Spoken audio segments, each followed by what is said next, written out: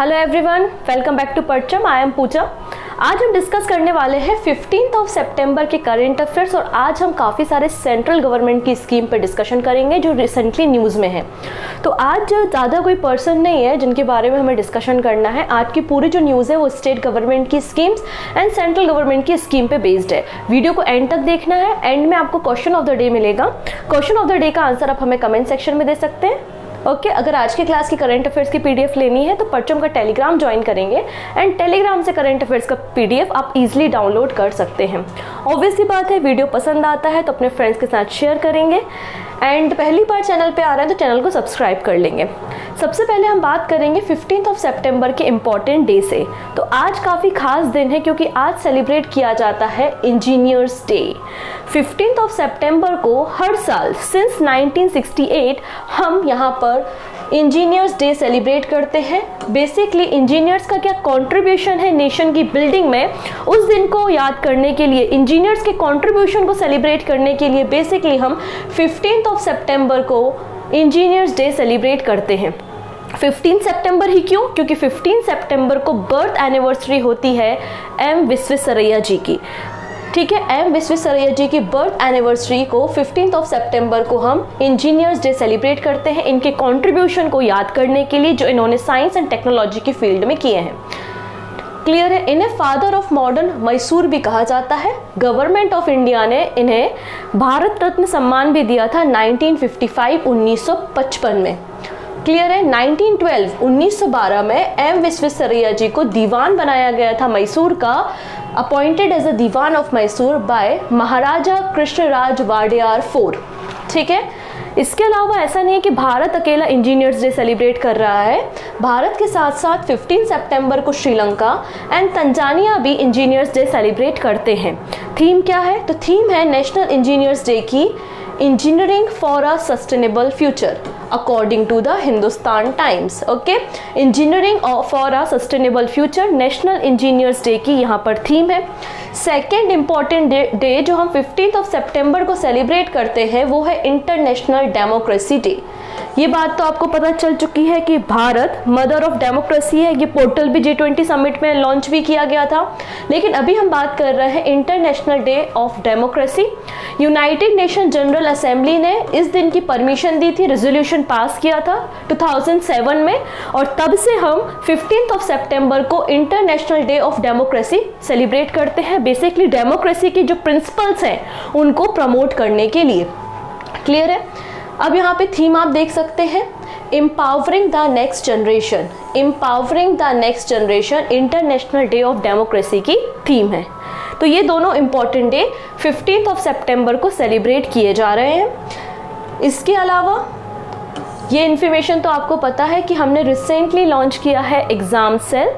Exam cell में basically central government के जो एग्ज़ाम हैं उनके बारे में, उनसे रिगार्डिंग आपको कुछ इन्फॉर्मेशन लेनी है तो आप इस नंबर पे कॉल कर सकते हैं जो आपको स्क्रीन पे दिखाई दे रहा है।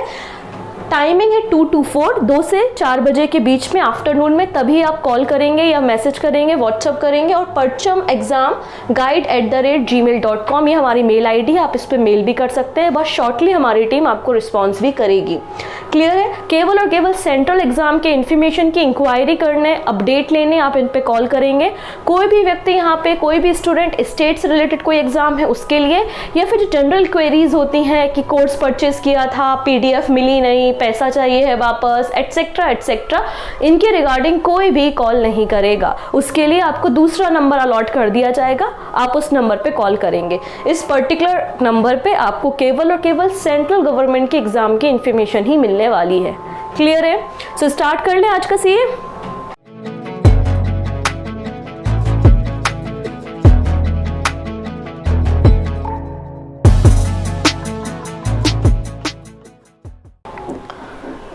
फर्स्ट नंबर पे बात करते हैं, एकमात्र हमारे स्पोर्ट की न्यूज़ है वो हम देख लेते हैं। यहाँ पे स्टार्टिंग में ही महाराष्ट्र ने 5th national wheelchair rugby championship 2023 जीत लिया है कर्नाटका को डिफीट करके। तो क्वेश्चन क्या बनेगा? 5वें नंबर का नेशनल व्हीलचेयर रग्बी चैंपियनशिप किसने जीता है? आंसर हो जाएगा महाराष्ट्र ने। रनर अप कौन रहा है? डिफीट किसको किया है? तो कर्नाटका को किया है। बेसिकली ये जो national wheel chair rugby championship है, इसका आयोजन इसलिए किया गया था to promote and expand the sport of wheel chair rugby across the nation. इसको ऑर्गेनाइज किसने कराया, ये पूरा इवेंट किसने यहाँ पे होस्ट किया था? The Indian rugby football union, the governing body of rugby in India, इसके द्वारा इसका आयोजन किया गया था। डन।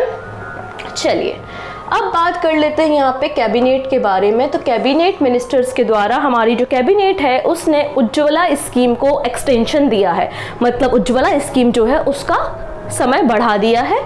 ठीक है, तो cabinet approve the expansion of Ujjwala योजना। उज्ज्वला योजना को एक्सपांड किया है कैबिनेट ने, इससे 75 लाख ज़्यादा पर्सन्स को, ज़्यादा महिलाओं को इस स्कीम का फ़ायदा हो सकेगा। इस स्कीम को for the period of 3 years, 3 साल के लिए एक्सपांड किया गया है। इसका एक्सपांशन 3 साल के लिए हुआ है। कब से कब तक? 2023-24 से 2025-26 तक, मतलब 2023-24 से 25-26 तक उज्ज्वला स्कीम को एक्सपांड किया है यूनियन कैबिनेट ने। जब आप किसी चीज़ को एक्सपांड करते हो, नंबर ऑफ बेनिफिशरीज आप इंक्रीज कर रहे हो, 75 लाख नए बेनिफिशरीज को फायदा मिलेगा, तो इसके लिए आपको एक्स्ट्रा बजट भी तो देना पड़ेगा ना। एक्सपांशन कर रहे हो तो पैसा कहां से लाओगे? तो बजट यहाँ पे 1650 करोड़ रुपीस एक्स्ट्रा बजट यहाँ पे अलॉट किया है। एक्सपांशन के बाद जो टोटल बेनिफिशरीज हो जाएंगे अंडर द उज्ज्वला स्कीम, वो हो जाएंगे 103.5 million, 103.5 million total number of beneficiaries यहाँ पे हो जाएंगे। गवर्नमेंट ने एक्सपांशन तब किया जब रिसेंटली आपको पता है कि जो हमारे एलपीजी गैस सिलेंडर है उसके प्राइस भी रिड्यूस हुए हैं। The government announce this extension after reducing the price of cooking gas by ₹200 across all market last month. ठीक है, घरों में एलपीजी कनेक्शन देने का मकसद यही है कि जो वीमेंस हैं उनकी लाइफ को इम्प्रूव किया जा सके। वो ऐसा ना हो कि वो चूल्हे में ही खाना बनाती रह जाए। तो महिलाओं की लाइफ को और इम्प्रूव करने के लिए बेसिकली उज्ज्वला योजना की शुरुआत की गई थी, जिसके अंतर्गत उनको free of cost LPG connections की फैसिलिटी प्रोवाइड की जाती है। क्लियर है? इसके अलावा जब लगातार धुएं में या फिर कोयले की मदद से, लकड़ी की मदद से खाना पकाया जाता है तो हेल्थ इश्यूज भी बहुत ज़्यादा हो जाते हैं वीमेंस को। तो यहाँ पे जो हेल्थ प्रॉब्लम्स है उनको एड्रेस करते हुए यहाँ पर एक्सटेंशन किया गया है उज्ज्वला स्कीम का। क्लियर? अब कुछ बातें उज्ज्वला स्कीम के बारे में हमें कर लेनी चाहिए। कब लॉन्च हुई, कैसे लॉन्च हुई, क्या हुआ? तो पहली बात तो ये जो पीएम उज्ज्वला स्कीम है ये ministry of petroleum and natural gas के अंदर काम करती है। तो अगर पूछ लिया जाए उज्ज्वला स्कीम की नोडल एजेंसी क्या है, तो आपका आंसर होना चाहिए ministry of petroleum and natural gas, जिसका मकसद था जो भी फीमेल्स, जो भी वीमेंस बीपीएल मतलब पॉवर्टी लाइन के नीचे हैं उन महिलाओं को free of cost LPG connection provide किया जाए। इसलिए उज्ज्वला स्कीम को लॉन्च किया गया था 2016 में। 1 मई 2016, 1 मई 2016 को बलिया उत्तर प्रदेश से प्राइम मिनिस्टर नरेंद्र मोदी जी के द्वारा इस स्कीम को लॉन्च किया गया था। जब इसे लॉन्च किया गया था तो यहाँ पे जो टारगेट था वो 8 करोड़ रुपीस का था, 8 करोड़ कनेक्शंस का था कि 8 करोड़ महिलाओं को यहाँ पे LPG free of cost gas connection दिया जाएगा। क्लियर है इतनी चीजें? बाद में 2018 में यहाँ पर कुछ नई चीजें ऐड ऑन की। पहले केवल और केवल बीपीएल वाली जो फीमेल्स थी उनको एक कनेक्शन दिया जाता था, लेकिन उसको बाद में एक्सपांड किया गया और बोला गया कि वीमेन बेनिफिशरी जो है वो 7 मोर कैटेगरीज में यहाँ पर इंक्लूड की गई, जैसे कि SC, ST और अदर कैटेगरीज यहाँ पर इंक्लूड की गई। क्लियर? अब उज्ज्वला 1.0 अगर देखेंगे तो उज्ज्वला 1.0 के अंतर्गत टारगेट था कि 5 करोड़ वीमेंस को यहाँ पर जो है वो एलपीजी कनेक्शन दिया जाए। फिर जो आपके सेकेंड नंबर 2.0 को लॉन्च किया गया था फाइनेंशियल ईयर 2021-22 में, यहाँ पर भी एडिशनल 1 करोड़ कनेक्शंस प्रोवाइड करने की बात की गई थी। अभी थर्ड नंबर पर जो एक्सपांशन हुआ है उसमें 75 लाख और वीमेंस को यहाँ पे एलपीजी कनेक्शन देने की बात की है। ठीक है, नेक्स्ट बात करते हैं, ये है एलिफेंट। ठीक है, हम सभी को पता है कि वर्ल्ड एलिफेंट डे हम 12 अगस्त को सेलिब्रेट करते हैं। ओके, प्रोजेक्ट एलिफेंट की शुरुआत 1992 में हुई थी, ये बात भी सही है। लेकिन हम बात करने वाले हैं यहाँ पे एलिफेंट कॉरिडोर के बारे में। सबसे अधिक एलिफेंट कॉरिडोर किस स्टेट में है? तो आंसर हो जाएगा वेस्ट बंगाल। वेस्ट बंगाल में सबसे अधिक एलिफेंट कॉरिडोर है जिनकी संख्या है 26। और टोटल इंडिया की अगर बात करें तो पूरे भारत में जो नंबर ऑफ एलिफेंट कॉरिडोर है उनकी संख्या है 150, मतलब 150। ऐसा मैं नहीं कहती, ऐसा एक रिपोर्ट आई है हम उसके आधार पे ये डेटा शेयर कर रहे हैं। देख लेते हैं पूरी कहानी। यहाँ पे बेसिकली मिनिस्ट्री ऑफ एनवायरनमेंट के द्वारा एक रिपोर्ट इशू की गई है जिसमें बताया गया है कि भारत में 150 एलिफेंट कॉरिडोर है जो कि पूरे भारत में फैले हुए हैं, और हमने पूरे भारत को 4 अलग अलग जोन में डिवाइड किया है, और उन 4 जोन में कितने हैं, 150 एलिफेंट कॉरिडोर है। सबसे अधिक एलिफेंट कॉरिडोर वेस्ट बंगाल में है, विच इज 26 उनकी संख्या है। यहाँ पर सेंट्रल गवर्नमेंट ने हमें बताया कि 2010 में एलिफेंट टास्क फोर्स रिपोर्ट या फिर गज रिपोर्ट जब आई थी तब उसमें 88 कॉरिडोर रजिस्टर्ड थे, लेकिन अब संख्या 150 हो चुकी है। एलिफेंट कॉरिडोर बेसिकली एक लैंड की स्ट्रिप होती है, एक वन क्षेत्र से दूसरे वन क्षेत्र तक एलिफेंट को जाने के लिए एक रास्ता प्रोवाइड किया जाता है जिससे एलिफेंट या फिर एनिमल और ह्यूमंस के बीच में कोई भी कॉन्फ्लिक्ट्स ना हो। इस तरीके से ये एलिफेंट कॉरिडोर या एक लैंड स्ट्रिप तैयार की जाती है, ये फैसिलिटी प्रोवाइड की जाती है। क्लियर है?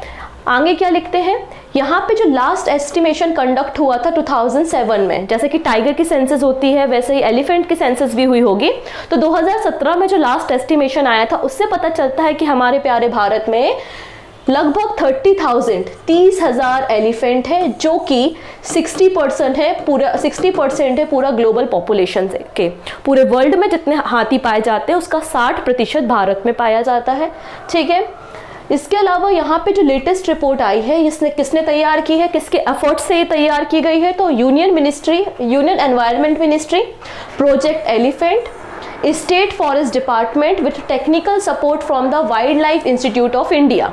तो कौन कौन इन्वॉल्व है, प्रोजेक्ट एलिफेंट इन्वॉल्व है, यूनियन एनवायरनमेंट मिनिस्ट्री इन्वॉल्व है, और टेक्निकल सपोर्ट के लिए wild life institute of India यहाँ पे इन्वॉल्व है। और इन्होंने बताया कि 15 स्टेट्स में 150 एलिफेंट कॉरिडोर यहाँ पर है, और वेस्ट बंगाल जो है वो लीड कर रहा है with the highest number of elephant corridor in India. Done. आगे क्या लिखते हैं, अब यहाँ पे हम बात करते हैं रीजन्स वाइज। जैसे मैंने कहा कि पूरे भारत को 4 रीजन में डिवाइड किया है। यहाँ पर क्या बताते हैं कि यहाँ पे 4 आपको रीजन्स देखने को मिलेंगे पूरे इंडिया में। सबसे ज्यादा जो टाइगर यहाँ पे रिपोर्ट किए गए हैं, highest number of elephant corridor कहाँ पर है, ईस्ट सेंट्रल रीजन में maximum number of elephant corridor है विच इज 52। इसके बाद जो नॉर्थ ईस्ट रीजन है वहां पर आपको 48 एलिफेंट कॉरिडोर्स मिलेंगे, सदर्न रीजन में आपको 32 कॉरिडोर्स मिलेंगे, एंड नदर्न रीजन में आपको सबसे कम एलिफेंट कॉरिडोर मिलेंगे विच इज 18। तो सबसे अधिक संख्या में एलिफेंट कॉरिडोर किस स्टेट में है, तो आंसर हो जाएगा वेस्ट बंगाल में है। और किस रीजन में है, तो आप बोलेंगे ईस्ट सेंट्रल रीजन में सबसे अधिक है। क्लियर है? अब 150 में से जो 150 एलिफेंट कॉरिडोर है उनमें से अगर आप देखेंगे तो आपको 6 ऐसे कॉरिडोर मिलेंगे जो इंडिया और नेपाल के बीच में है। ठीक है, अब बात कर लेते हैं एशियन एलिफेंट के बारे में। इन्हें IUCN की इंडेंजर कैटेगरी में शामिल किया है, साइट्स की अपेंडिक्स 1 में आते हैं, और वाइल्ड लाइफ प्रोटेक्शन एक्ट 1972 के अंतर्गत शेड्यूल नंबर 1 में एशियन एलिफेंट्स को रखा गया है। तो कई बार एनवायरनमेंट के सेगमेंट में इस तरीके के क्वेश्चंस भी पूछ लिए जाते हैं। ओके है, चलिए नेक्स्ट बात करते हैं नंदिनी कृषक बीमा योजना। उत्तर प्रदेश के गवर्नमेंट के द्वारा, उत्तर प्रदेश के जो CM है योगी आदित्यनाथ के द्वारा बेसिकली नंदिनी कृषक बीमा योजना की शुरुआत की गई है। बेसिकली डेयरी सेक्टर्स के जो फार्मर्स हैं जो कि गायों से दूध निकाल के मार्केट में बेचने का काम करते हैं, उन लोगों को राहत देने के लिए, उनको एक फाइनेंशियल सपोर्ट प्रोवाइड करने के लिए इस स्कीम को लॉन्च किया गया है। इस स्कीम में सिंपल सा ये बोला है कि अगर आप अच्छी नस्ल की गाय परचेस करते हैं, अच्छी नस्ल की काऊ अगर आप परचेस करते हैं जो कि दिन में 10 से 15 लीटर दूध देती है, तो ऐसी काऊ अगर आप परचेस करते हैं तो आपको गवर्नमेंट सब्सिडी देगी। इसके अलावा अगर आप 25 गाय खरीदते हैं, 25 काउस को खरीद के एक डेयरी फार्म बनाते हैं, तो 50% सब्सिडी जो है वो स्टेट गवर्नमेंट के द्वारा दी जाएगी। ये पूरा ये स्कीम की कहानी है। समझ में आई कहानी?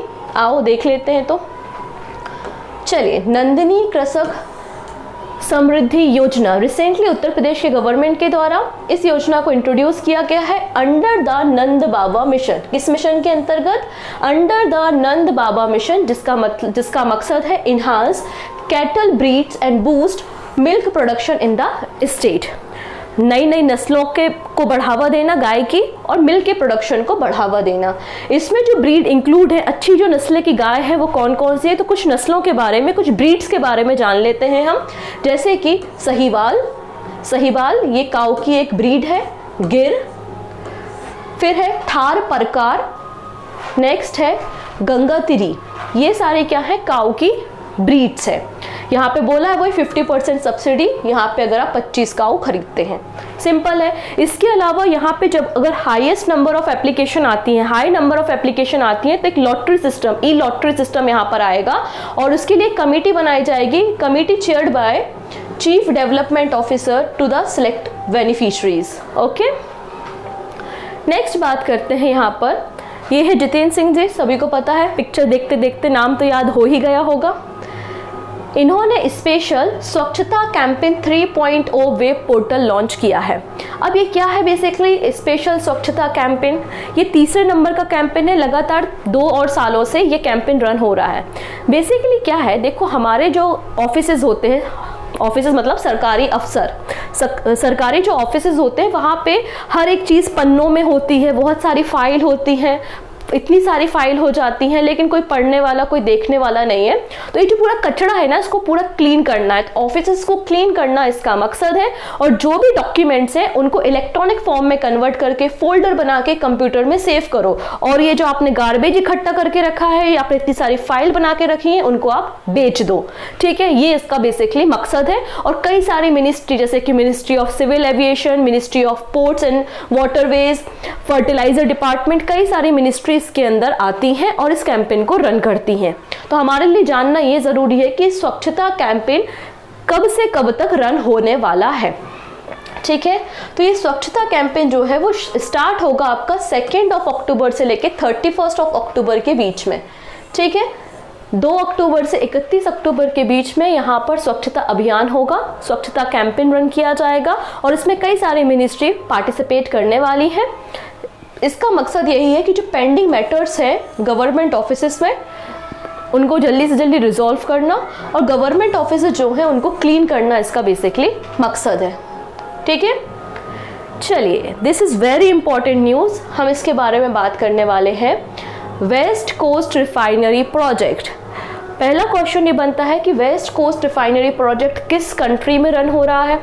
नेक्स्ट क्वेश्चन है किन 2 कंट्रीज का यहाँ पे मर्जर है, ये रिफाइनरी कहाँ पे या किस स्टेट में सिचुएटेड है। काफ़ी सारे क्वेश्चंस यहाँ से आने वाले एग्जाम में बन सकते हैं, आइए हम इसके बारे में थोड़ा सा बात करेंगे। ठीक है, तो सबसे पहली बात, इंडिया और सऊदी अरेबिया, इंडिया और सऊदी अरेबिया ने रिसेंटली एग्री हुए हैं कि हम ये जो वेस्ट कोस्ट रिफाइनरी प्रोजेक्ट है इसको स्पीड अप करते हैं, और स्पीड अप करने के लिए $50 बिलियन यहाँ पे इन्वेस्टमेंट करने की बात की है पर्टिकुलर दिस प्रोजेक्ट के लिए। India and Saudi Arabia recently agree to speed up the implementation of $50 billion west coast refinery project. ये जो कॉन्सेप्ट आया था रिफाइनरी प्रोजेक्ट का वो 2014 में ही कॉन्सेप्ट आ गया था, लेकिन तब से इस स्कीम की शुरुआत नहीं हुई थी। ठीक है, ये बेसिकली जो रिफाइनरी है जिसका नाम है वेस्ट कोस्ट रिफाइनरी प्रोजेक्ट, इसका ओरिजिनल नाम जानेंगे आप? ओरिजिनल नाम है Ratnagiri refinery and petrochemical limited. Original नाम क्या है? रत्नागिरी रिफाइनरी पेट्रोकेमिकल लिमिटेड, ये इसका ओरिजिनल नाम है, जिसे हम वेस्ट कोस्ट रिफाइनरी प्रोजेक्ट कहते हैं। रत्नागिरी डिस्ट्रिक्ट ऑफ महाराष्ट्र में ये आपको देखने को मिलेगा। ठीक है, इंडिया के western coast Ratnagiri district of Maharashtra में आपको ये रिफाइनरी देखने को मिलेगी और इंडिया की लार्जेस्ट ग्रीनफील्ड रिफाइनरी है। इंडिया की लार्जेस्ट ग्रीनफील्ड रिफाइनरी है ये, तो ये आपको याद रखना है। इंडिया की लार्जेस्ट ग्रीनफील्ड रिफाइनरी आपको देखने को मिलेगी west coast refinery project. Clear है इतनी चीज़ें? इतना ही नहीं, ये एशिया की भी सबसे बड़ी रिफाइनरी है। Okay, the refinery is expected to produce around 1.2 million barrel of oil per day. जब ये रिफाइनरी कंप्लीट हो जाएगी तो ऐसा अनुमान लगाया जा रहा है कि लगभग एक दिन में ये 1.2 मिलियन बैरल ऑयल को प्रोड्यूस करेगी और पेट्रोकेमिकल प्लांट के लिए जो पेट्रोलियम प्रोडक्ट्स हैं वो भी यहाँ से प्रोड्यूस किए जाएंगे। ठीक है, अब अगर हम बात करें ये रत्नागिरी जो आपकी रिफाइनरी है उसके बारे में, तो ये जो RRPCL है बेसिकली ये क्या है? तो हमारे भारत की 3 बड़ी कंपनी, हमारे इंडिया की 3 बड़ी कंपनीज का एक जॉइंट वेंचर बेसिकली ये कंपनी है। 3 कंपनी आई और तीनों ने मिलके एक नई कंपनी बना ली, वही है ये पिक्चर। तो 3 of India's leading government own public sector undertaking in the oil and gas sector came together and joint venture partnership called the RRPCL। कौन कौन सी है वो कंपनी? तो ये जॉइंट वेंचर हुआ था, मतलब ये जो कंपनी बनी थी ये 2017 में बनी थी, ठीक है। इसमें जो रेशियो है वो 50:25:25 के रेशियो के साथ एक जॉइंट वेंचर कंपनी तैयार की गई थी। अब किस किस का कंट्रीब्यूशन है? तो पहला है यहाँ पर Indian oil corporation limited IOCL का 50% हिस्सा, फिर है Bharat petroleum corporation limited BPCL का 25% हिस्सा, एंड थर्ड नंबर पे है HPCL Hindustan petroleum corporation limited का 25% हिस्सा। तो इस तरीके से 50-25-25 के जरिए यहाँ पे जॉइंट वेंचर बनाया गया 2017 में, और इस कंपनी को RRPCL को बनाया गया, ठीक है, 2017 में। बाद में इसको रीनेम करके वेस्ट कोस्ट रिफाइनरी कर दिया। क्योंकि कब किया? 2019 में। समझिए 2019 में सऊदी अरमैको और Abu Dhabi national oil company, Saudi की कंपनी और आबू धाबी की कंपनी आती हैं और वो भारत के साथ इन्वॉल्व होना चाहती हैं। तो यहाँ पर अब ये जो कंपनी है ना, अलग अलग कंट्रीज का एक वेंचर बन गया है, जिसमें इंडिया शामिल है, सऊदी का अरमैको ग्रुप शामिल है और Abu Dhabi national oil company इसमें शामिल है। इन दोनों कंपनीज का 50% शेयर है, रिमेनिंग 50% शेयर हमारे भारत की इन कंपनीज का आपको देखने को मिलेगा। समझ में आई इतनी कहानी? तो यहाँ पे आप देख सकते हैं prime minister Narendra Modi and Saudi Arabia crown Prince Mohammed bin Salman recently chaired the first meeting of India Saudi Arabia Strategic Partnership Council।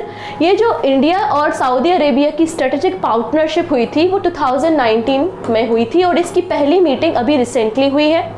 इस पहली मीटिंग में 2 बेसिक मुद्दों पर डिस्कशन हुआ। पहला मुद्दा तो ये था कि हम दोनों कंट्रीज अपने कल्चर को, पॉलिटिकल पॉइंट ऑफ व्यू को किस तरीके से इन्हांस कर सकते हैं और सोशल सेक्टर में हम किस तरीके से कंट्रीब्यूट कर सकते हैं, एग्रीमेंट साइन कर सकते। पहला तो ये था। दूसरा पिलर था कमेटी का इकोनॉमिक एंड इन्वेस्टमेंट।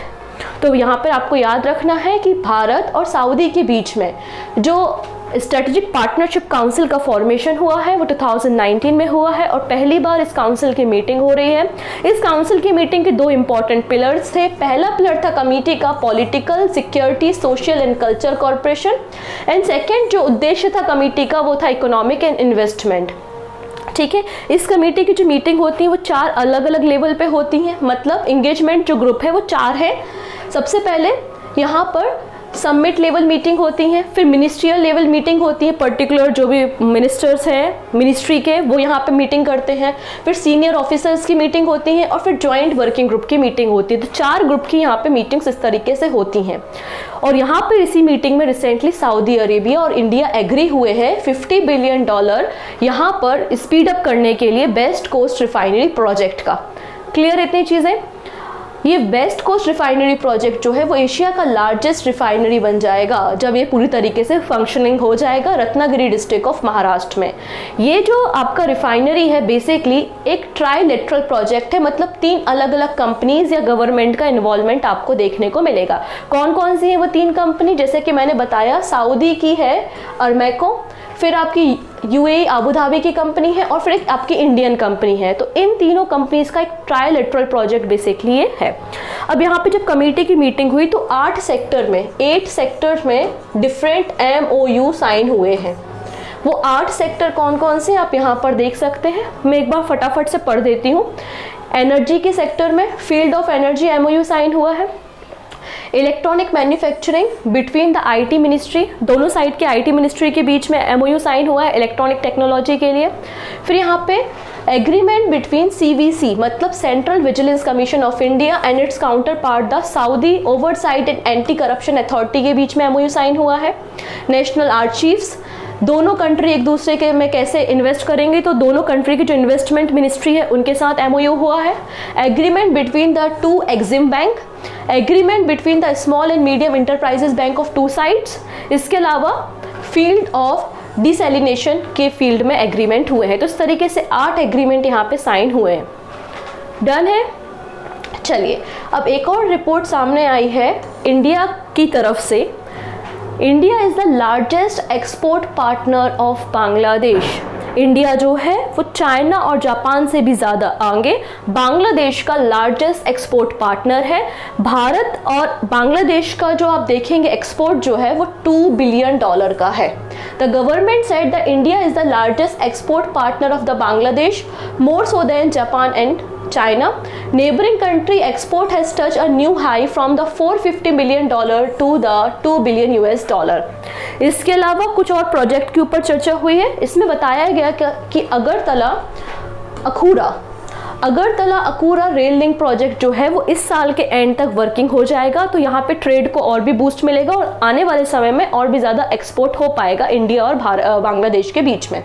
ठीक है, तो अगरतला अकूरा रेल लाइन प्रोजेक्ट के बारे में बताया है, इस साल के एंड तक ये हो जाएगा। ऑलरेडी 5 यहाँ पे रेल लाइन्स है जो वर्किंग है between the India and Bangladesh, और 7वें नंबर की जो है वो असम को कनेक्ट करेगी और इसे भी बहुत जल्दी लॉन्च किया जाएगा। आप इस मैप पे देख सकते हैं, ये है अगरतला और यहाँ पे ये है अकूरा जो कि बांग्लादेश में है। ये रेलवे लाइन के बीच में बात हो रही है। भारत जो है वो रेलवे ट्रैक बिछा रहा है कहाँ पे, बांग्लादेश में, और ये पूरा रेलवे ट्रैक फिर इस तरीके से ये वेस्ट बंगाल के साथ भी कनेक्ट होगा। कुछ इस तरीके से ये पूरा आने वाले समय में बन जाएगा। ठीक है, कोलकाता टू अगरतला बाया ढाका, इस तरीके से। चलिए नेक्स्ट बात कर लेते हैं अब हम कुछ साइंस एंड टेक की न्यूज़ पे। क्या कहानी है तो देखिएगा, बहुत समय पहले की बात है, इतना भी पुराने समय नहीं है, 2020 के आसपास की बात है। नासा ने एक रोवर लॉन्च किया था, परसिवेरेंस, भेजा था मार्स पे, भेजा था मंगल ग्रह पे भेज दिया, और उसके अंदर यहाँ वहाँ पर एक डिवाइस भी रखा था, उसका नाम था मॉक्सी। तो इस मॉक्सी ने क्या किया है, जो मार्स था मंगल ग्रह, वहाँ की कार्बन डाइऑक्साइड को कन्वर्ट किया है ऑक्सीजन में। तो कार्बन डाइऑक्साइड को ऑक्सीजन में कन्वर्ट करने वाला जो नासा का इक्विपमेंट है वो कौन सा है, मॉक्सी है। ठीक है, इसे परसिवेरेंस जो रोवर भेजा गया था मार्स पे नासा ने, उसके साथ ऑनबोर्ड इसे भी भेजा गया था। समझ में आ रहा है, इनका टास्क हो चुका है अब कंप्लीट। ठीक है, सो NASA Moxie successfully generated oxygen on Mars. तो मार्स पे, मंगल ग्रह पे मॉक्सी ने जो है वो सफलतापूर्वक ऑक्सीजन को जनरेट किया है। इसका फुल फॉर्म है Mars oxygen in situ resource utilisation experiment, इसका पूरा नाम है। परसिवेरेंस रोवर के जरिए इसको भेजा गया था। इसने 122 ग्राम्स ऑफ ऑक्सीजन को प्रोड्यूस किया है, जो कि किसी स्मॉल डॉग को ब्रीथ करने के लिए 10 आवर्स के लिए, 10 घंटे के लिए सफिशिएंट है। ये जो छोटा सा डिवाइस है, बहुत कॉम्पैक्ट सा डिवाइस है, माइक्रोवेव की साइज का है। इसने एटमॉस्फेयर, मार्स के एटमॉस्फेयर से कार्बन डाइऑक्साइड को लेके उसे ऑक्सीजन में कन्वर्ट करने का काम बेसिकली किया है। ठीक है, अब हम बात कर लेते, ये है वो डिवाइस, ठीक है, जिसने यहाँ पे ऑक्सीजन को जनरेट किया है, 122 ग्राम्स की ऑक्सीजन। अब बात कर लेते हैं इस रोवर के बारे में। तो इसका शॉर्ट नेम, निक नेम है पर्सी, जो कि कार साइज का छोटा सा मार्स रोवर है, जिसको नासा ने डिज़ाइन किया था अपने मार्स मिशन के लिए। 2020 में इस मार्स मिशन को भेजा गया था, जुलाई 30, 2020 में इसे फ्लोरिडा से लॉन्च किया था, और इसे मार्स के क्रेटर या मार्स का एक बहुत बड़ा सा गड्ढा, जिसे हमने नाम दिया है क्रेटर J0 में इसको जो है वो लैंडिंग इसकी कराई गई थी। इसका जो टाइम पीरियड था जब इसकी लैंडिंग हुई वो था 18 February 2021, और इसका जो लाइफ टाइम था वो था 133 अर्थ डेज। क्लियर है इतनी चीज़ें? ओके है।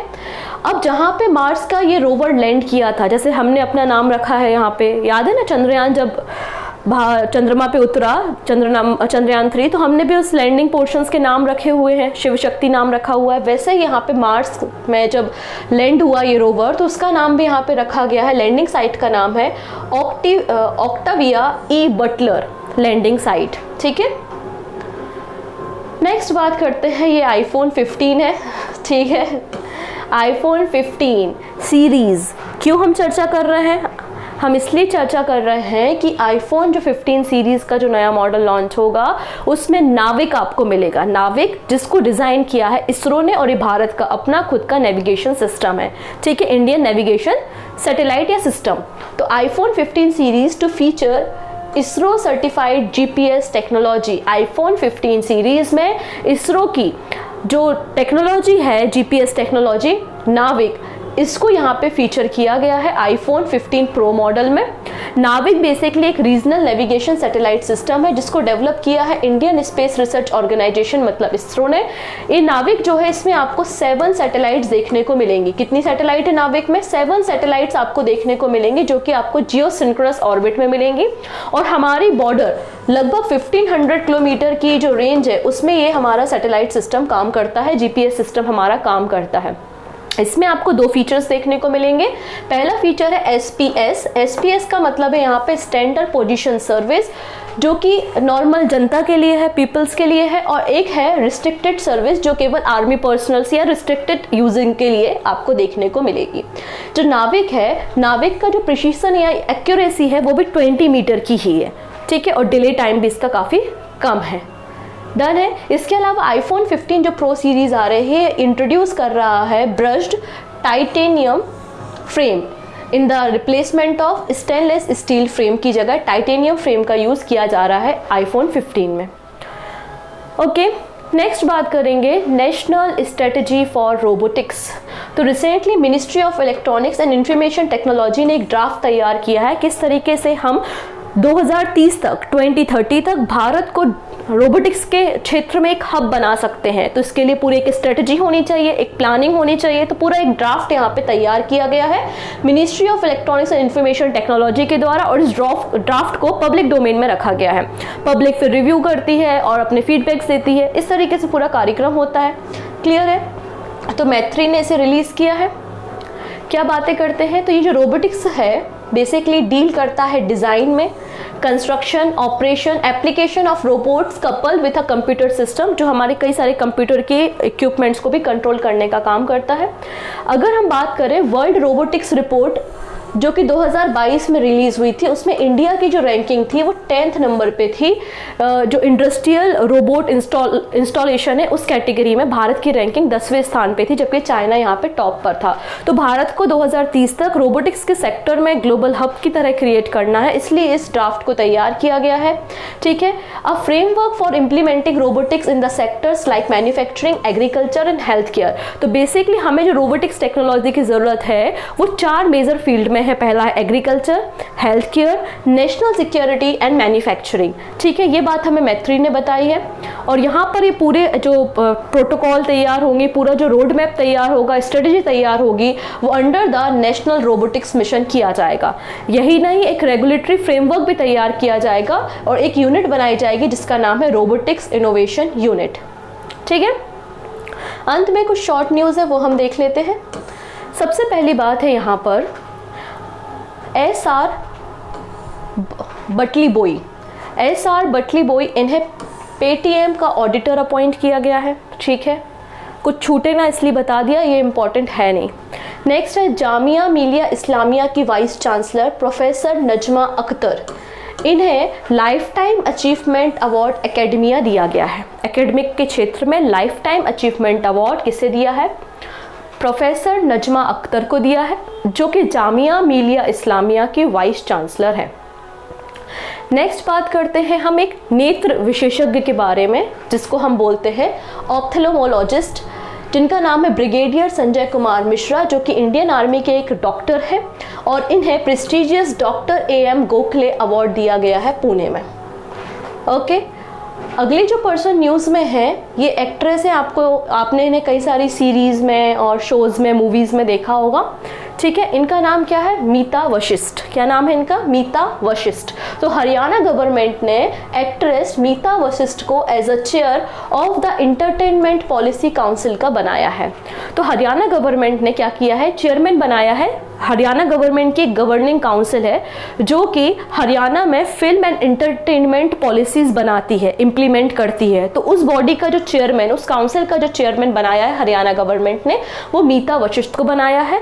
ये पॉलिसी हरियाणा गवर्नमेंट की जो इंटरटेनमेंट एंड फिल्म पॉलिसी के पहले जो चेयरमैन रहे हैं वो सतीश कौशिक रहे हैं, ये पहले चेयरमैन रहे हैं। ओके, नेक्स्ट बात कर लेते हैं रिट्स के बारे में। RITES, रिट्स लिमिटेड ने सेफ्टी इनोवेशन अवार्ड 2023 जीता है। तो रिट्स, इसको हम बोलते हैं rail India technical and economic service limited, जो कि गवर्नमेंट ऑफ इंडिया की एक कंपनी है और मिनी रत्न कैटेगरी की कंपनी है। गुरुग्राम में इसका हेड ऑफिस है और 1974 में इसका फॉर्मेशन हुआ था। तो यहाँ पर सेफ्टी इनोवेशन अवार्ड इसे दिया गया है under the construction category for implementing innovative safety measurement system in its operation. ठीक है, तो construction category innovation safety measurement equipments को अपने सिस्टम में ऑपरेशन में लाने के लिए इन्हें सेफ्टी इनोवेशन अवार्ड दिया गया है रिट्स को, रिट्स लिमिटेड। डन है। अंत पे कुछ एमसीक्यू देख लेते हैं। फर्स्ट नंबर पे है 19th नंबर की जो इंडियन कोस्टल गार्ड ने पार्टिसिपेट किया था head of Asian coast guard agency meeting कहाँ पर हुई है? तो तुर्की में हुई है। ऑप्शन नंबर डी यहाँ पे करेक्ट हो जाएगा, ऑप्शन डी। ठीक है, नेक्स्ट है कलाइंगर मगलियार उरिमाई थोगई थीथम, ये जो स्कीम है वेलफेयर स्कीम जिसमें 1000 रुपीज वीमेंस को असिस्मेंट फाइनेंशियल सपोर्ट दिया जाएगा, किस स्टेट गवर्नमेंट की है? तो आंसर हो जाएगा बी, तमिलनाडु। ठीक है, नेक्स्ट बात करते हैं यूनियन मिनिस्टर हर्ष सांघवी ने कितने पर्सन्स को, कितने माइग्रेंट्स को जो पाकिस्तान से आए हैं गुजरात अहमदाबाद में सिटीजनशिप प्रोवाइड की है? तो 108, 108, option D is the right answer. Next है इंडिया और किस कंट्री के बीच में रिसेंटली एनर्जी के सेक्टर में एमओयू साइन किया गया है? तो आंसर हो जाएगा option number A, Saudi Arabia. अभी देखा था 8 अलग अलग सेक्टर में यहाँ पे एग्रीमेंट्स हुए हैं। नेक्स्ट है टीवी नरेंद्रन, इन्हें किस कंपनी का वापस से managing director and CEO reappoint किया गया है? तो ऑब्वियसली बात है टाटा स्टील के थे, टाटा स्टील का ही इनको वापस से रीअपॉइंट कर दिया है, ऑप्शन बी करेक्ट हो जाएगा। नेक्स्ट बात करते हैं यहाँ पर men's archery world cup final 2023 जो कि मैक्सिको में हुआ था, गोल्ड मेडल किसने जीता है? तो मैंने आपको बताया था प्रथमेश का नाम, option C is the right answer, option C. Next question है फीवा बास्केटबॉल वर्ल्ड कप 2023 किसने जीता है? तो आंसर हो जाएगा जर्मनी ने पहली बार इस ट्रॉफी को लिफ्ट किया है, option B is the right answer. This is the question of the day. Dennis Austin जिनका रिसेंटली निधन हो गया, ही पास्ड अवे रिसेंटली, आपको बताना है इनमें से किस कंप्यूटर सॉफ्टवेयर के ये डेवलपर थे या फिर को क्रिएटर थे, पावर पॉइंट, एक्सेल, टैली या फिर नोटपैड। तो आपका जो भी आंसर होगा आप हमें कमेंट में दीजिएगा, ओके है। सो बाकी सारी बातें करेंगे हम नेक्स्ट वीडियो में, तब तक अपना ढेर सारा ध्यान रखिएगा। Take care and bye bye.